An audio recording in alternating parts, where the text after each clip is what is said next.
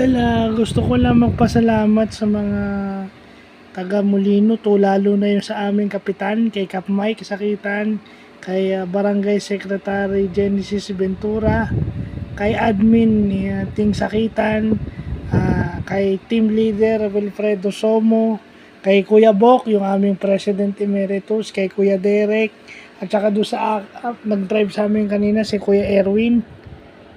Maraming salamat po sa pag-accommodate sa akin, dahil po natulungan natin si Ate Roda na mag-file ng kanyang social case study na requirement po para magkaroon siya ng prosthetic leg via guaranteed letter po. So yan, sana matapos natin yan at sana mabigyan po natin siya ng paa. Maraming salamat po sa walang patumanggi at walang pag-aalilangang pagtulong sa aming PWD.